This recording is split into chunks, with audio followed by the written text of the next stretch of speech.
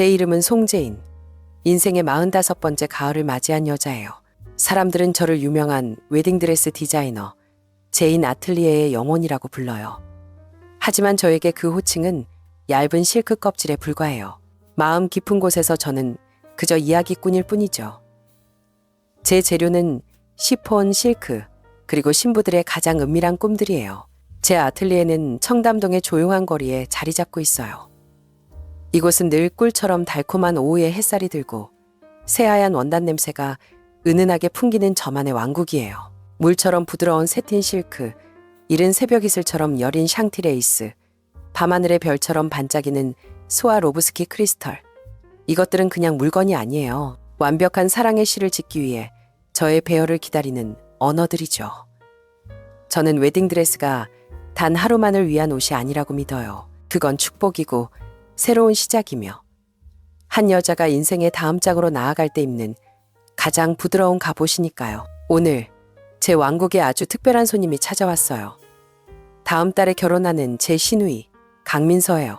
민서가 커다란 거울 앞에 서서 몸을 살짝 돌리자 방 안 전체가 환해지는 것 같았어요. 제가 민서를 위해 만든 드레스는 평범한 디자인이 아니었어요. 그건 일기장이었죠. 형님, 저 무슨 말을 해야 할지 모르겠어요. 민서의 목소리가 감동으로 가늘게 떨렸어요.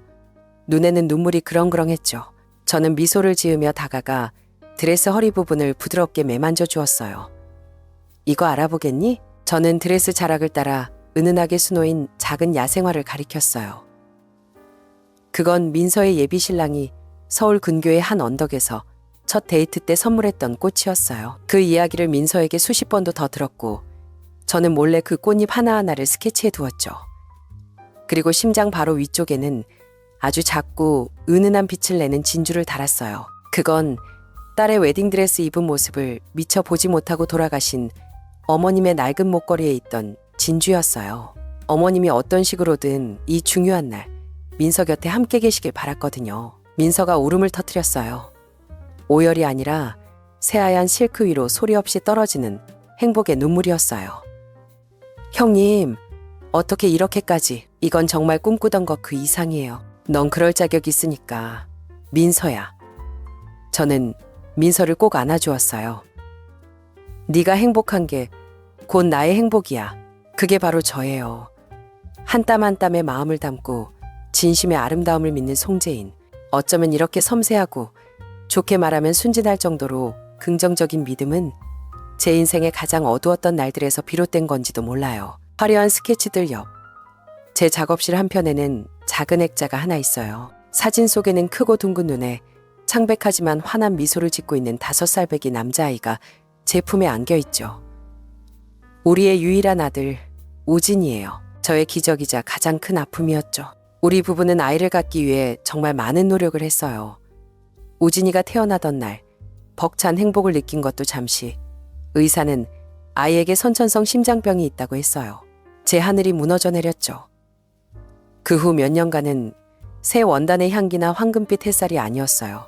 병원 특유의 지독한 소독약 냄새, 강박적일 만큼 규칙적으로 삑삑 울리던 심박 측정기 소리, 그리고 잠시라도 눈을 붙이면 아이를 영영 잃을까봐 뜬 눈으로 밤을 새우며 아이를 끌어안고 있던 날들이었죠. 저는 모든 걸 포기했어요. 막 일구기 시작한 작은 아틀리에, 막 피어나던 기회들, 수많은 협업 제안, 모든 것을 뒤로 미뤘죠. 그때 제 유일한 꿈은 오직 아들 2글자뿐이었어요.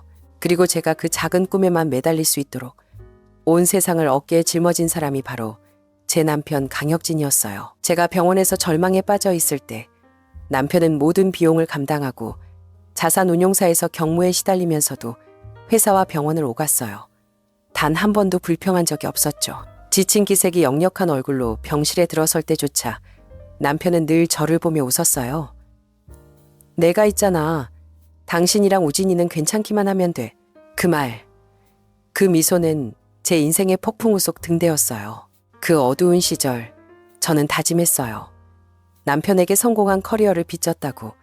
아무리 감사해도 모자랄 만큼 큰 빚을 졌다고요. 다행히 우진이는 수술 후 가장 위험한 고비를 넘겼어요. 정기검진은 받아야 했지만 건강하게 잘 자라주었죠. 그리고 아이가 학교에 들어갈 무렵 저는 그 어느 때보다 뜨거운 열망을 안고 아틀리에 문을 다시 열었어요. 제인 아틀리에를 단순한 국내 브랜드로 남기고 싶지 않았어요. 세계적인 브랜드로 키우고 싶었고 송재인이라는 이름이 사람들에게 선망의 대상이 되길 바랐죠. 허황된 명예 때문이 아니었어요. 남편의 희생이 가치 있었다는 걸 증명하고 싶었어요. 그가 자랑스러워하길 바랐고 그가 온 마음으로 지켜낸 아내가 스스로 빛날 수 있으며 가족에게 더 굳건한 미래를 선물할 수 있다는 걸 보여주고 싶었어요. 그게 제 가장 큰 목표이자 동력이었죠. 또 시간 가는 줄 몰랐네. 익숙하고 나직한 목소리가 저를 생각의 늪에서 끌어냈어요. 어느새 남편 혁진이 따뜻한 라떼 한 잔을 들고 문 앞에 서 있었어요. 그는 20년 전과 똑같이 따뜻한 미소를 지으며 안으로 들어왔어요. 여보, 이것 좀 봐요. 거울 속 자신에게서 눈을 떼지 못하는 민서를 가리키며 말했어요. 우리 민서, 세상에서 제일 예쁜 신부 맞죠? 혁진은 자랑스러운 눈빛으로 고개를 끄덕였어요. 정말 예쁘네. 다 당신의 마법 같은 손길 덕분이지. 당신은 나의 자랑이야. 제인아. 그가 제게 커피를 건네며 따뜻한 손으로 제 손을 살짝 감쌌어요. 그 가벼운 접촉만으로도 모든 피로가 사라지는 듯 했어요. 남편은 언제나 그랬어요. 제가 사랑받고 존중받고 있음을 느끼게 해줬죠. 남편은 제게 희망이자 운명이었어요. 우린 지인의 소개로 만났죠. 그는 화려한 미사역으로 여자를 홀리는 로맨틱한 남자는 아니었어요. 진심과 흔들림 없는 눈빛, 든든한 어깨로 제 마음을 사로잡았죠. 그는 제 안에 예술가적인 영혼을 사랑한다고, 드레스에 대해 열정적으로 말하는 제 모습을 사랑한다고 했어요. 그는 저라는 사람뿐만 아니라 제 꿈까지 사랑해준 사람이었어요. 제가 아틀리에를 확장할 자금이 부족해 막막해할 때 망설임 없이 자신의 적금을 깨서 저를 도와준 것도 남편이었어요. 내 돈이 곧 당신 돈이지. 당신 꿈 우리 같이 이루자. 그런 남자를 어떻게 믿지 않을 수 있겠어요? 어떻게 제 평생을 맡기지 않을 수 있겠어요? 그날 저녁 우리 가족은 식탁에 둘러앉았어요. 이제는 20살의 훤칠한 청년이 된 건강한 우진이가 다음 달 입영 통지서를 받아왔죠. 아들을 바라보는 제 마음은 자랑스러움과 동시에 서운함으로 복잡했어요. 우리 아들 군대 가면 집이 정말 텅 빈 것 같겠다. 제가 아들 그릇에 갈비 한 점을 놔주며 말했어요. 저 자주 나올 거예요, 엄마. 우진이가 매력적인 덧니를 보이며 웃었어요. 그리고 이건 엄마 아빠가 연애 초처럼 뜨겁게 시간을 보낼 기회잖아요. 혁진이 웃음을 터뜨리며 제 손을 잡았어요. 아들 말이 맞네. 그럼 우리 유럽 여행 갈까? 당신 늘 파리 패션위크 보고 싶어 했잖아. 응? 당신 글로벌 진출 계획을 위한 시장 조사 겸해서 말이야. 마음이 따뜻해졌어요.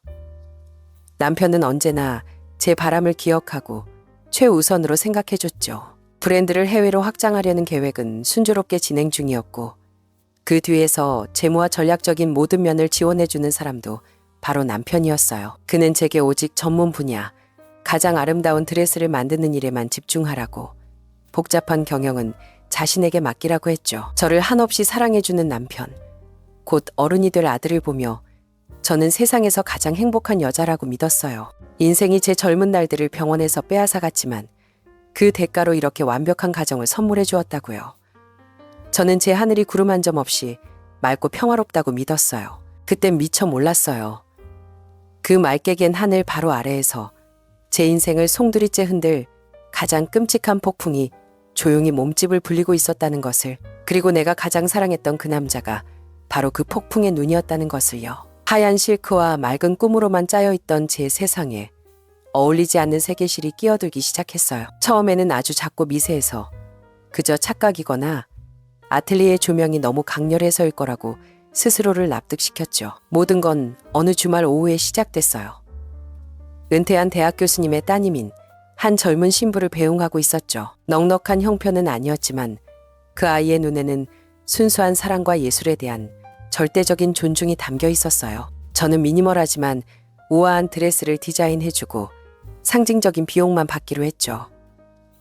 환하게 웃으며 떠나는 모습을 보며 마음이 채워지는 것 같았어요. 하지만 제가 안으로 돌아섰을 때 남편 혁진 씨가 팔짱을 낀 채 불만스러운 표정으로 서 있었어요. 그가 테이블 위에 청구서를 집어들고 고개를 저었어요.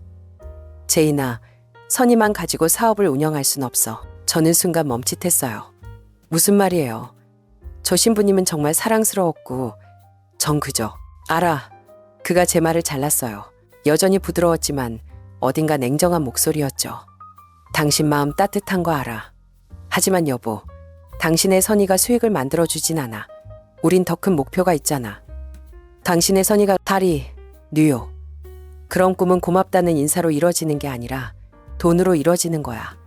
우린 좀 더 현실적이어야 해. 그 사람의 말은 제 마음에 박힌 작은 바늘 같았어요. 아프진 않았지만 따끔했죠. 어쩌면 그 사람 말이 맞을지도 몰라요. 저는 너무 예술가 기질이 강하고 뜬구름만 잡고 있는 걸지도요. 모호한 죄책감이 마음속에 피어올랐어요. 내가 개인적인 감정 때문에 우리 부부의 공동 목표를 늦추고 있는 건 아닐까? 저는 그 불쾌감을 애써 외면하며 그저 그가 우리의 미래를 걱정해서 하는 말일 거라고 스스로를 다독였어요. 그는 금융 전문가니까 저 같은 예술가가 보지 못하는 걸 항상 보고 있으니까요. 하지만 그 작은 바늘들은 점점 더 자주 나타나기 시작했어요. 이젠 스쳐 지나가는 조언이 아니라 직접적인 간섭이 되었죠. 몇 주 후 그가 매달 열어야 한다고 고집했던 사업 방향성 회의에서 혁진 씨가 제 앞에 견적서들을 펼쳐놓았어요. 이탈리아에서 새로운 오간자 실크 공급처를 찾았어. 그가 흥분한 목소리로 말했죠. 품질도 꽤 괜찮은데 가격은 당신이 프랑스를 이용해 수공예 공방에서 가져오는 실크의 3분의 2밖에 안 돼. 이걸로 바꾸면 다음 분기 총이익이 최소 15%는 오를 거야. 그가 건넨 샘플 원단을 만져봤어요. 매끄럽고 하얘지만 영혼이 없었어요. 손끝으로 그게 느껴졌죠. 리옹 공방의 실크는 수백 년의 경험으로 짜인 특유의 부드러움과 광택이 있었거든요. 그건 숨을 쉬는 원단이었고 그 자체로 이야기가 있었어요. 하지만 이 원단은 그저 공업적으로 아름다울 뿐이었죠. 몸이 건조하게. 안 돼요, 혁진 씨. 단호하게 말했어요. 제인 아틀리에의 철학은 절대적인 품질이에요. 고객들은 이 섬세한 원단, 꼼꼼한 바느질 하나하나 때문에 저를 찾아오는 거예요. 15%의 이익 때문에 그걸 포기할 순 없어요. 그게 우리가 일 때문에 제대로 싸운 첫 번째 다툼이었어요. 작업실의 공기가 팽팽하게 당겨졌죠. 철학? 그가 비웃었어요. 전에는 한 번도 본 적 없는 냉소였죠. 당신은 그걸 철학이라고 부르지만 내가 보기엔 그냥 고집이야. 제인아, 우진이 병원에 입원했던 시절 기억나? 당신이 아들 침대 옆에서 눈물 마를 날 없던 거 기억하냐고? 그때 당신이 아들 곁에만 있을 수 있게 모든 병원비 감당하느라 2배, 3배로 일했던 게 누구지? 난 그때 내 승진 기회도 다 포기했어. 이제 와서 내가 우리 미래를 위해 좀 더 탄탄한 재정 기반을 만들고 싶다는 게 그게 그렇게 잘못된 거야? 그의 말 한마디 한마디가 거대한 돌덩이처럼 제 가슴을 짓눌렀어요. 그는 우리의 과거, 그의 희생, 심지어 제 고통까지 무기로 사용하고 있었어요. 저는 순식간에 할 말을 잃었죠. 제가 어떻게 그 말에 반박할 수 있겠어요? 저는 그에게 빚을 졌어요. 사랑과 고마움은 보이지 않는 족쇄가 되어 저를 올감했죠. 미안해요. 제 자신이 만든 브랜드를 배신한 기분으로 겨우 대답했어요. 그럼 그 새 원단 한번 써보도록 하죠. 그가 미소 지으며 다가와 저를 안았어요. 당신이 이해해 줄 줄 알았어. 다 우리 가족을 위해서 하는 일이야. 그의 품은 여전히 따뜻했지만 태어나서 처음으로 저는 그 안에서 한기를 느꼈어요. 그날의 양보 이후 혁진 씨는 제 왕국에 더 깊이 발을 들여놓기 시작했어요. 그는 브랜드를 국제적으로 키우기 위해선 체계적인 계획과 투자 유치가 필요하다고 했죠. 그리고 그걸 위해선 전문가가 필요하다고도 했고요. 그때 윤세령이 나타났어요. 혁진 씨는 그녀를 국내 브랜드를 성공적으로 상장시킨 뛰어난 재무 컨설턴트라고 소개했어요. 첫 만남에서부터 윤세령은 저에게 강렬한 인상을 남겼죠. 30 초반쯤 되어 보이는 그녀는 몸에 딱 맞는 명품 정장을 입고 개성 있는 쇼컷 헤어스타일을 한 채 놀라울 정도로 자신감 넘치고 지적인 에너지를 뿜어냈어요. 하지만 정작 제 경계심을 무너뜨린 건 그녀의 전문적인 모습이 아니었어요. 그녀가 제 드레스를 두고 한 말 때문이었죠. 그녀는 건조한 비즈니스 용어를 쓰지 않았어요. 송 디자이너님, 대표님, 작품은 단순한 패션이 아니라 유산이에요.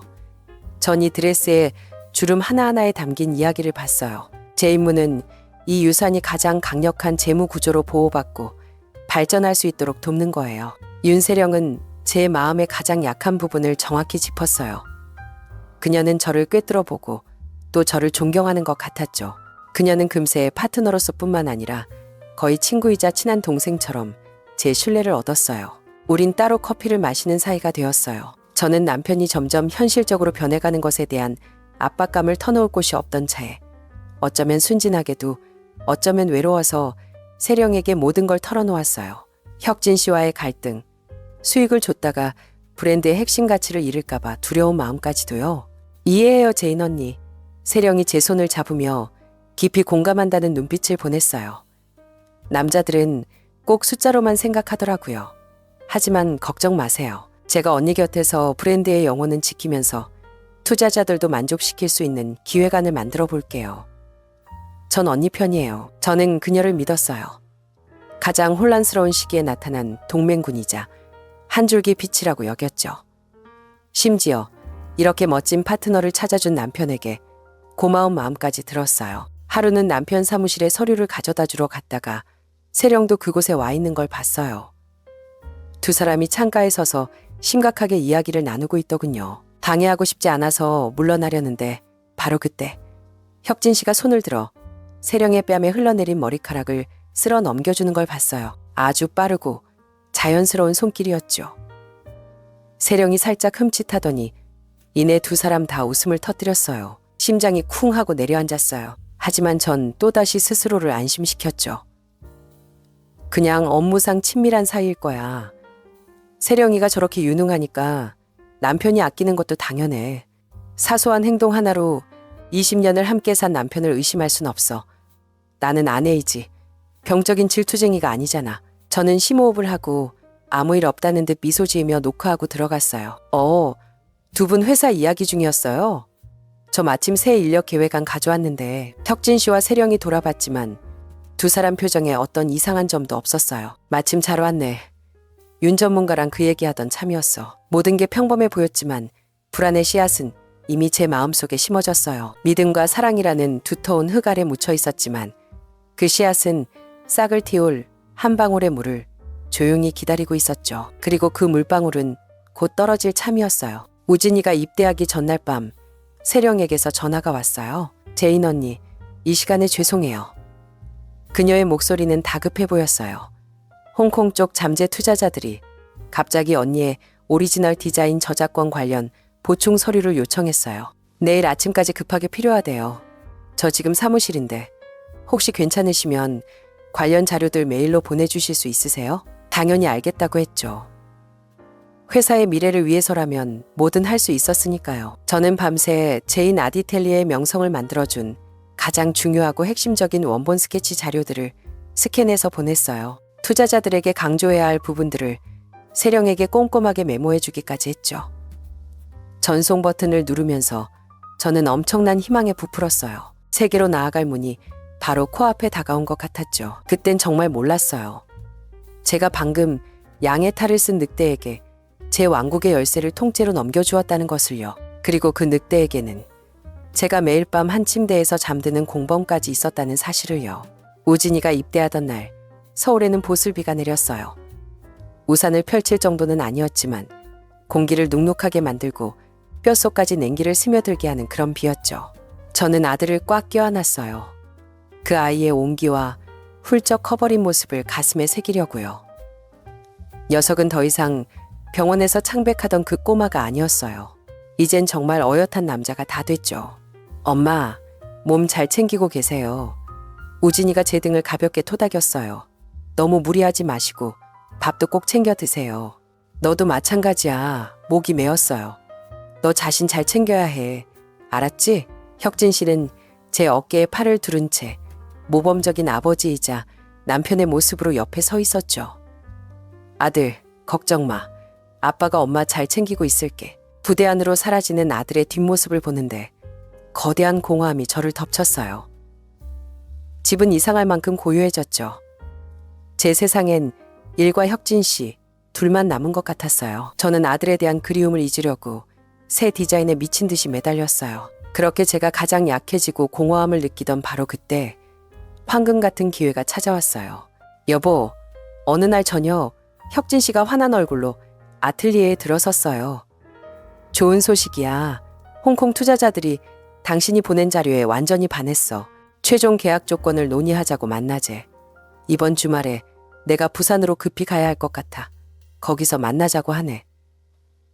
바시만에 탓이 났네. 부산이요? 좀 의아했어요. 왜 서울이 아니고요? 듀가 겸사겸사 오는 거겠지. 부자들은 뭐 자기들만의 방식이 있잖아. 그가 웃었어요. 이 계약만 성사되면 당신의 파리꿈도 더 이상 멀지 않아. 그것 봐. 우리의 모든 희생이 곧 보상받게 될 거라고. 기쁨과 흥분이 사소한 의심을 금세 덮어버렸어요. 저는 남편의 짐 싸는 것을 도왔죠. 셔츠 하나하나를 정성껏 다리고 정장에 가장 잘 어울리는 넥타이를 골라주었어요. 제인 아틀리에의 미래를 위해 바쁘게 움직이는 남편을 보니 마음이 정말 든든했어요. 저는 그 출장이 얼마나 정교하게 짜인 연극인지, 그리고 제가 그 연극의 유일한 관객이자 피해자라는 걸 꿈에도 몰랐죠. 토요일, 남편을 공항에 바래다 주고 난 뒤 우진이에게서 영상통화가 걸려왔어요. 불과 몇 주 만에 아들은 훨씬 더 늠름하고 건강해 보였죠. 아들의 미소를 보니 마음이 놓였어요. 엄마 뭐 하세요? 엄만 집에 있지. 아빠는 부산으로 출장 갔거든. 혼자 있으니까 좀 심심하네. 부산이요? 타이밍 신기하네. 우진이가 카메라를 창밖으로 돌리며 말했어요. 저 성과가 좋아서 하루 특별 외박 받았거든요. 동기들이랑 기분 전환하러 제주도에 왔어요. 여기 진짜 좋아요, 엄마. 화면에는 푸른 바다와 하얀 백사장, 고급스러운 리조트 풍경이 비쳤어요. 저는 미소 지었죠. 그래, 잘됐다. 재미있게 놀다 와. 전화가 끊기고 나니 외로움이 더 선명하게 느껴졌어요. 캐모마일 차라도 한 잔 마시려고 창가에 앉아 스케치를 시작했죠. 하지만 1시간쯤 지났을까 전화기가 미친 듯이 울렸어요. 또 우진이었어요. 이렇게 엄마가 빨리 보고 싶었냐고 놀려줄 생각으로 전화를 받았죠. 엄마. 하지만 수화기 너머의 우진이 목소리는 휴가를 즐기는 사람의 것이 아니었어요. 떨리고 겁에 질려 있었고 혼란스러워 보였어요. 우진아? 왜 그래? 무슨 일 있어? 심장이 덜컥 내려앉았어요. 엄마, 일단 진정하고 들으세요. 녀석이 숨을 깊게 들이마셨어요. 저 방금 아빠 봤어요. 아빠를 봤다고? 아빤 부산에 있잖아. 저는 아들이 장난치는 줄 알고 웃어넘기려 했어요. 아니에요, 엄마. 아빠 여기 있어요. 제주도예요. 제가 있는 이 리조트에. 우진이의 목소리가 갈라졌어요. 그리고 혼자가 아니에요. 아빠, 윤세령 그 여자랑 같이 있어요. 아들의 말 한마디 한마디가 거대한 망치가 되어 제 머리를 내리치는 것 같았어요. 귀가 멍멍해졌죠. 손에 들고 있던 찻주전자를 바닥에 떨어뜨려 산산조각이 났어요. 뜨거운 찬물이 발등에 튀었지만 아무런 고통도 느껴지지 않았어요. 무슨 말이니 우진아? 너 잘못 본 거 아니야? 저는 더듬거렸어요. 잘못 본 거 아니에요. 똑똑히 봤어요. 두 사람 손까지 잡고 있었단 말이에요. 아닐 거야. 그럴 리 없어. 온갖 풍파를 함께 겪어온 내 남편이 나한테 이럴 리가 없어요. 친동생처럼 여겼던 세령이가 그럴 리가. 엄마, 잠시만요. 우진이가 속삭였어요. 두 사람 지금 야외 레스토랑 쪽으로 가고 있어요. 어떤 남자가 기다리고 있네요. 저 따라가 볼게요. 전화기 너머로 잠시 침묵이 흘렀어요. 저는 깨진 찻잔 조각들 사이로 바닥에 주저앉았어요. 제 심장도 그렇게 깨져버린 것 같았죠.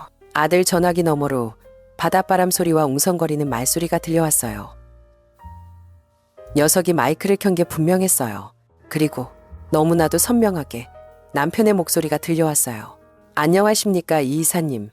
이렇게 멋진 곳에서 뵙게 되어 영광입니다. 반갑습니다, 강 대표님. 윤 실장님도. 어서 앉으시죠. 낯선 남자의 목소리가 대답했어요. 몇 마디 의례적인 인사가 오간 뒤 칼처럼 차갑고 달콤한 윤세령의 목소리가 울려 퍼졌어요. 모든 건 계획대로 순조롭게 진행되고 있습니다. 어젯밤 송재인 씨가 저한테 오리지널 디자인 저작권 자료 전부 넘겼어요. 심장이 멎는 것 같았어요. 곧이어 혁진 씨의 목소리가 들려왔어요. 경멸과 자만심이 가득 담긴 목소리였죠. 계약은 다 준비됐습니다. 그 여자 서명만 받으면 집의 지분은 전부 우리 차지가 됩니다. 이 이사님, 걱정 마십시오. 제 아내는 그냥 손재주 좋은 재단사일 뿐 경영은 아무것도 모릅니다. 머지않아 자기 이름이 걸린 회사에서 쫓겨나게 될 겁니다. 너무 몽상과 기질이 강해서 이 냉혹한 바닥에 맞지 않아요. 손재주 좋은 재단사, 경영은 아무것도 모른다. 자기 이름이 걸린 회사에서 쫓겨난다. 단어 하나하나가 제 심장에 비수처럼 밝혔어요. 제가 사랑했던 남자, 존경했던 남자, 제 평생을 바쳐 내조했던 그 남자가 저를 그렇게 말하고 있었어요. 이건 단순한 외도가 아니었어요. 그 인간은 자기 내연녀와 함께 제 모든 것을 빼앗을 완벽한 계획을 세운 거였어요. 사랑, 믿음, 제 커리어, 자존심, 모든 것을요. 그럼 송 대표는 언제쯤 서명하게 됩니까?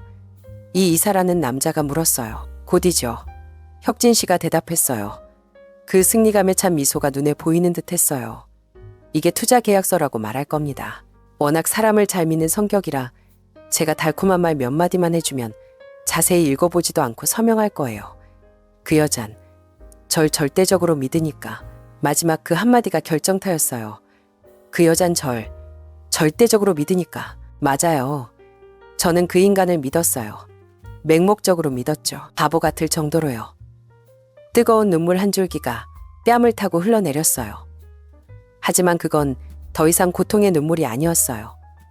끓어오르는 분노의 눈물이었죠. 이 배신은 제 아내 사랑을 죽인 것뿐만 아니라 어제의 그 순진하고 몽상과 같던 송재인까지 함께 죽여버렸어요. 엄마, 다 들으셨어요? 현실로 저를 끌어당기는 우진이의 떨리는 목소리가 들려왔어요.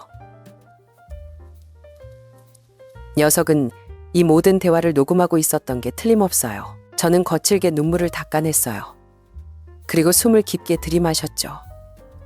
차가운 대리석 바닥의 냉기가 혈관을 타고 온몸으로 퍼지는 것 같았어요. 더 이상의 나약함은 없었어요. 상처도 없었죠. 지금 제 가슴 속에는 오직 지독한 증오의 불길만이 타오르고 있었어요. 우진아, 제 목소리는 스스로도 놀랄 만큼 무섭도록 침착했어요. 방금 그 녹음 파일. 아니, 영상이면 영상 전부 엄마한테 바로 보내. 내가 손재주 좋은 재단사라고 했나요? 좋아요. 그럼 내가 보여주죠. 늘 다른 이들의 행복한 꿈을 엮어주던 바로 이 두 손으로 그들이 절대 빠져나갈 수 없는 완벽한 복수의 그물을 짜줄 테니까. 계약 체결식. 맞아요. 거기가 가장 완벽한 무대가 되겠네요. 우진이의 휴대폰에서 온 영상이 끝났을 때 저는 더 이상 차가운 바닥에 앉아있지 않았어요. 얼음처럼 차갑고 기이한 힘이 저를 일으켜 세웠죠. 수백 명의 행복한 신부들을 비추던 탈의실의 대형 거울 앞에 섰어요. 하지만 거울 속에 비친 모습은 더 이상 다정하고 꿈 많던 송재인이 아니었어요. 제 눈은 더 이상 눈물로 젖어 있지 않았죠. 바싹 마르고 깊고 겨울 호수처럼 고요했어요. 고통은 저를 부수지 못했어요. 오히려 저를 녹이고 다시 굳혀서 더 단단하고 날카로운 무언가로 만들어버렸죠. 그들은 제가 손재주 좋은 재단사라고 했죠. 맞아요. 그리고 훌륭한 재단사는 알아요. 남는 천을 잘라내기 전에는 반드시 정확하게 치수를 재야 한다는 걸요. 혁진 씨가 그 부산 출장에서 돌아오던 날, 저는 세상에서 가장 평온한 미소를 지으며 문 앞까지 그를 마중했어요. 그가 비싼 향수 냄새를 풍기며 명품 브랜드의 선물 상자를 들고 들어섰죠. 다녀왔어. 그가 미소 지으며 저를 감싸 안았어요. 보고 싶어 죽는 줄 알았네. 피하지 않았어요. 심지어 마주 안아주며 등을 토닥여주기까지 했죠. 어서 와요. 출장은 순조로웠어요? 완벽, 그 이상이었지. 그는 제 포옹이 얼마나 텅 비어있는지 전혀 눈치채지 못한 채 신이 나서 말했어요. 그쪽에서 아주 만족해했어. 당신, 이제 글로벌 디자이너가 될 준비나 하라고. 그날 저녁 식탁에서 제가 먼저 말을 꺼냈어요. 혁진 씨. 저는 평소처럼 그의 그릇에 반찬을 놔주며 천천히 말했어요. 요 며칠 혼자 있으면서 생각을 정말 많이 했어요. 당신 말이 맞았어요. 난 너무 감정적이었고 예술가랍시고 뜬구름만 잡았죠. 내 뒤에서 당신이 얼마나 힘들게 모든 걸 짊어지고 있었는지 잊고 있었어요. 미안해요. 혁진 씨는 순간 굳는가 싶더니 이내 서투르게 감춘 승리감으로 눈을 빛냈어요. 여보, 미안해할 거 없어. 난 다 이해하는데. 아니에요. 저는 고개를 저었어요. 저 결심했어요. 당신과 윤 실장님 계획 전적으로 신뢰할게요. 계약서에 서명하겠어요. 경영에 관한 모든 결정권 당신에게 넘길게요. 저는 봤어요. 그가 감동한 척하는 표정으로 황급히 감추기 전 그의 눈을 스쳐 지나간 탐욕의 불꽃을요. 그가 제 손을 잡았어요. 가짜 감동에 젖은 목소리로 날 믿어줘서 고마워 제인아. 절대 실망시키지 않을게. 그런데 제안이 하나 있어요. 제가 말을 이었죠. 이건 정말 큰 전환점이잖아요. 조용히 서명할 순 없어요. 아주 성대한 행사를 열고 싶어요. 모든 언론사, 주요 파트너들, 업계에 영향력 있는 사람들 전부 초대해서요. 이 전략적 파트너십을 공표하는 거예요. 해외로 나가기 전에 브랜드를 홍보할 수 있는 최고의 기회잖아요. 혁진 씨의 눈이 커졌어요. 이건 그가 예상치 못한 일이었죠. 공개적인 행사, 온 세상 앞에서 제가 직접 그에게 권력을 넘겨주겠다고 선언하는 자리. 그건 그가 그토록 갈망하던 인정이자 명예의 정점이었으니까요. 좋은 생각이야. 아주 멋져. 그가 소리쳤어요. 나한테 맡겨. 나랑 세령 씨가 전부 준비할게. 당신은 그날 가장 아름다운 주인공이 될 준비만 하면 돼. 네. 저는 미소 지었어요.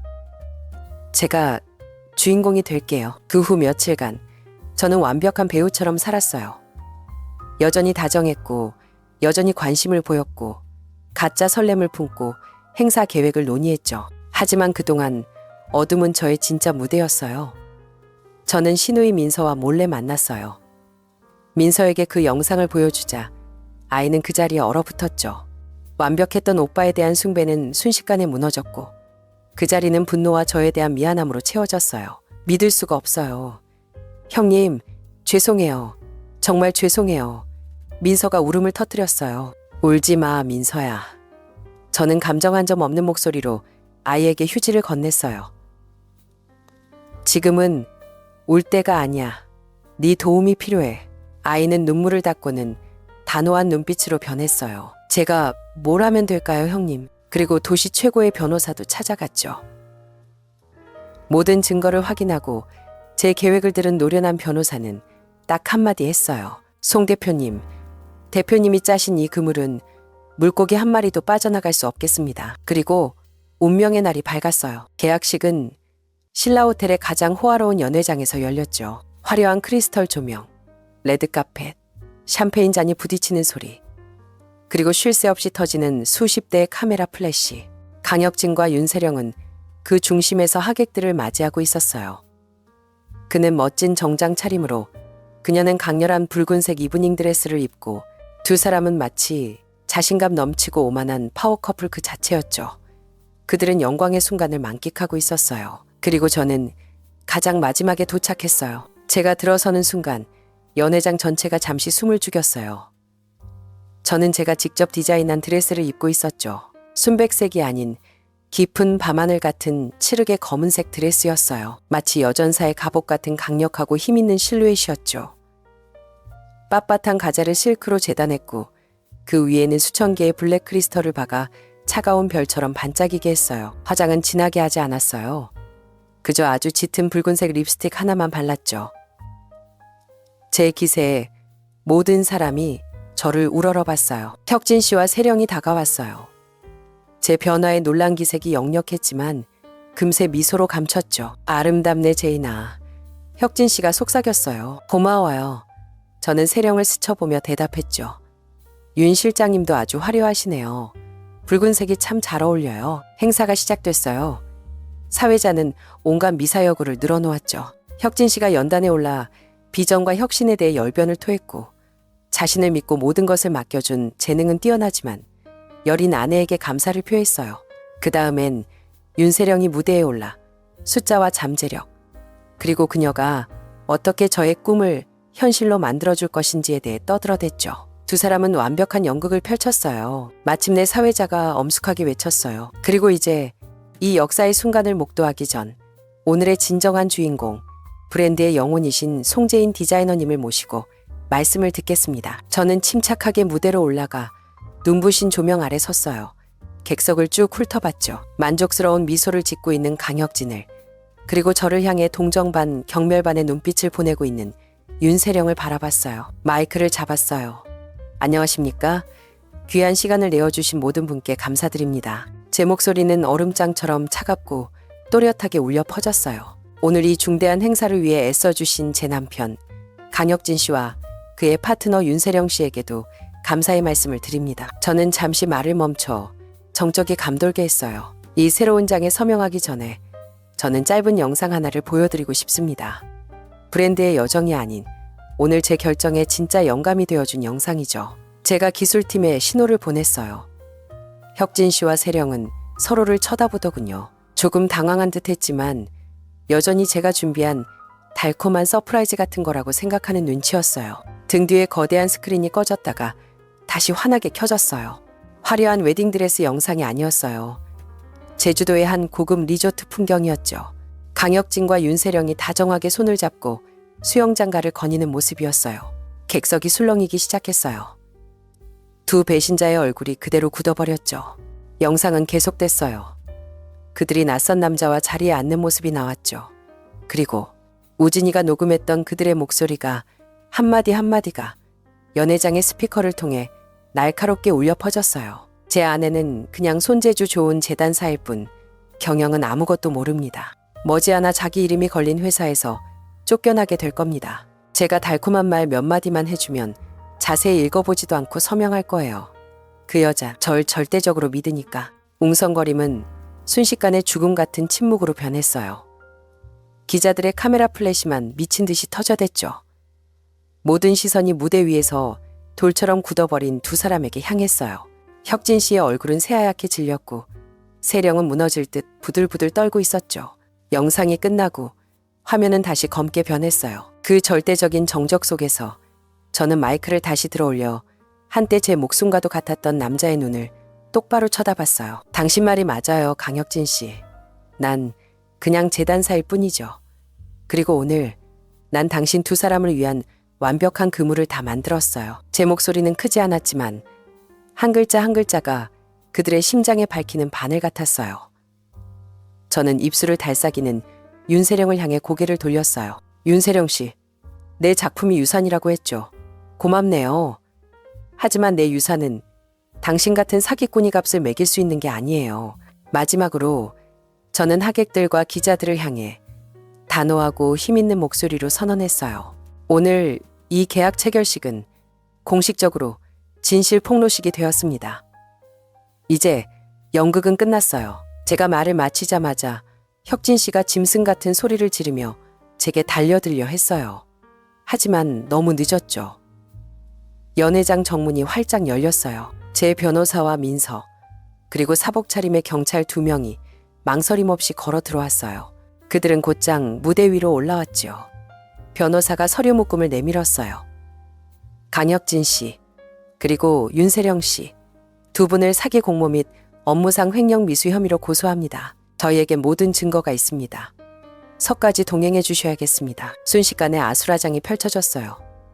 카메라 소리, 비명, 질문들이 뒤엉켰죠. 저는 그 폭풍의 눈 한가운데 서서 제 믿음을 짓밟았던 두 사람이 경찰의 손에 이끌려 나가는 모습을 묵묵히 지켜봤어요. 한때는 제 세상의 전부였던 사람들이었죠. 하지만 이젠 그저 비참한 범죄자일 뿐이었어요. 통쾌하지도 기쁘지도 않았어요. 그저 차가운 공허함만이 느껴졌죠. 연극의 막은 내렸어요. 하지만 내 인생의 무대는 이제부터 오직 저 혼자 서야만 했어요. 폭풍이 휩쓸고 지나간 뒤 소름 끼칠 정도의 정적이 찾아왔어요. 운명의 그날 이후 저는 집 밖으로 나가지 않았어요. 전화벨이 쉴 새 없이 울렸지만 그냥 내버려뒀죠. 제 이름 강혁진과 윤세령의 이름이 모든 신문의 일면, 모든 뉴스를 도배했어요. 패션계 세기의 스캔들, 웨딩드레스 여왕의 통쾌한 복수, 희대의 사기꾼 커플, 그 몰락. 자극적인 제목들이 난무했죠. 하지만 저에게 그건 그저 멀리서 들려오는 소음일 뿐이었어요. 저는 아틀리에에 홀로 앉아 진열되어 있던 드레스들을 하나하나 조용히 걷어들였어요. 한때 제 영혼을 불어넣었던 시폰과 실크의 주름마다 이젠 거짓된 기억에 얼룩이 묻어있는 것만 같았죠. 제인 아틀리에, 그 인간과 내가 함께 쌓아 올렸던 그 이름은 이제 와서 들으니 씁쓸한 조롱처럼 들렸어요. 제 왕국은 무너져 내렸어요. 아니, 어쩌면 처음부터 존재하지 않았던 건지도 몰라요. 그저 달콤한 거짓말로 지어진 무대였고, 저는 제 자신이 주인공인 연극 속에서 가장 순진했던 배우였던 거죠. 판결은 그리 오래 걸리지 않아 내려졌어요. 우진이의 영상부터 민서가 몰래 도와 모아준 추가 자료들까지 반박할 수 없는 증거들로 인해 강혁진은 사기 및 횡령 미수 혐의로 징역 7년형을 선고받았어요. 재판 당일, 저는 법정에 가지 않았어요. 그저 TV 화면 속 그의 모습을 봤을 뿐이죠. 한때 제 세상의 전부였던 그 남자는 짧게 깎인 머리에 수의를 입고 있었어요. 수십 년은 늙어버린 초췌한 얼굴이었죠. 성공한 금융 전문가의 화려한 아우라는 온데간데 없고 굴욕과 절망만이 남아 있었어요. 윤세령은 그보다 가벼운 형을 받았지만 그건 어쩌면 감옥살이보다 더 고통스러운 죽음이었을 거예요. 그녀는 영구적으로 업계에서 퇴출당했고 금융계에서 절대 씻을 수 없는 오점이 되었죠. 그녀 앞에 모든 문이 닫혔어요. 듣기로는 강남의 고급 오피스텔도 처분하고 사회의 경멸과 가난 속에서 이름 없이 숨어 지낸다고 하더군요. 그들의 인과응보는 그들이 그토록 수단과 방법을 가리지 않고 얻으려 했던 모든 것, 돈, 명예, 그리고 지위를 잃는 것이었어요. 그렇게 가장 어두웠던 날들, 제 곁을 지켜준 건 상투적인 위로의 말이 아니라 묵묵한 행동이었어요. 민서는 거의 저희 집에 들어와 살다시피 했죠. 아이는 말이 많지 않았어요. 그저 제 곁에 있어 주었고, 차를 끓여 주었고, 업무 메일에 대신 답장을 해 주었고, 문 밖에 진을 치고 있는 기자들로부터 저를 단호하게 지켜주었죠. 형님과 신우이라는 관계는 부서졌지만 그 파편들 속에서 진정한 자매에 진정한 우정이 다시 피어났어요. 군 복무 중인 우진이는 매일같이 제게 전화를 걸었어요. 녀석의 목소리는 더 이상 어리지 않았어요. 저의 가장 굳건한 정신적 기둥이 되어주었죠. 엄마, 어느 날 아들이 전화기 너머로 말했어요. 저 제대하고 나면 미술 말고 경영학 공부하려고요. 저는 순간 멈칫했어요. 왜? 그건 네 꿈이잖아. 이제 제 꿈이 바뀌었어요, 엄마.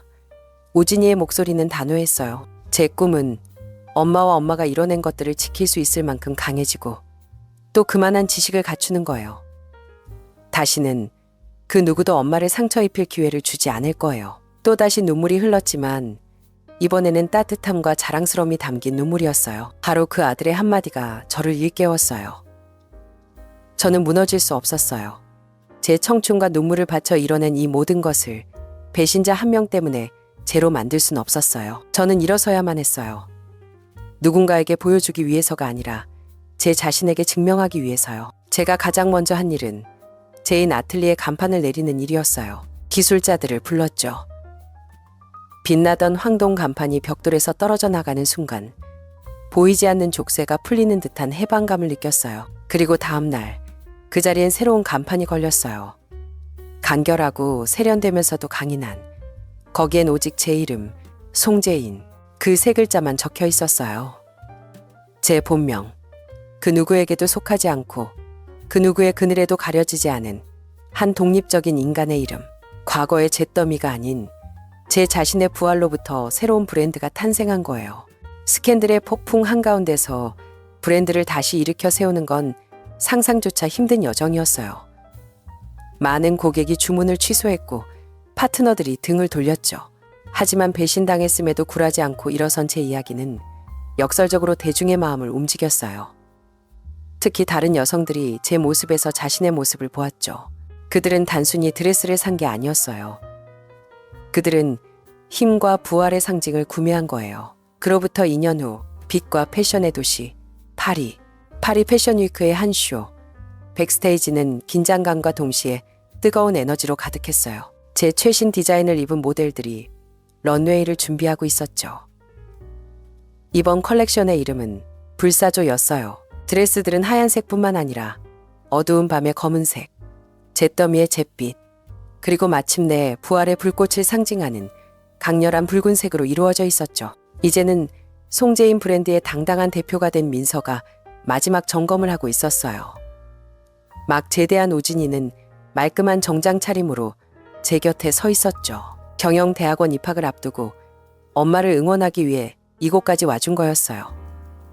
그 눈빛엔 자랑스러움이 가득했죠. 마지막 모델이 짙은 붉은색의 웨딩드레스를 입고 캐서크에 오르는 순간 객석은 숨을 죽였고 이내 터져나오는 박수갈채로 가득 찼어요. 저는 무대 뒤편 커튼 사이로 그 조명을 바라보며 이상할 만큼 평온한 제 마음을 느꼈어요.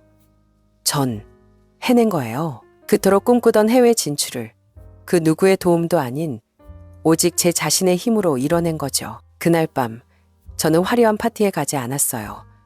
대신 홀로 센 강변을 거닐었죠. 에펠탑의 불빛이 강물 위로 반짝였어요. 파리는 상상했던 그대로 아름다웠지만 더 이상 주눅들거나 압도당하지 않았어요. 제 내면의 평화를 찾았으니까요. 문득 한 가지를 깨달았어요. 진심으로 짜인 웨딩드레스처럼 인생 또한 신뢰라는 기반 위에 세워져야 한다는 것을요. 그 어떤 거짓도 결국엔 진실이라는 바늘과 실에 의해 그 실체가 드러나게 마련이라는 것을요. 한 사람의 진정한 가치는 그들이 내뱉는 화려한 말에 있는 게 아니었어요. 아무도 보지 않는 곳에서도 지키는 그 진실함에 있었던 거죠. 저는 속았고 모든 것을 잃었어요.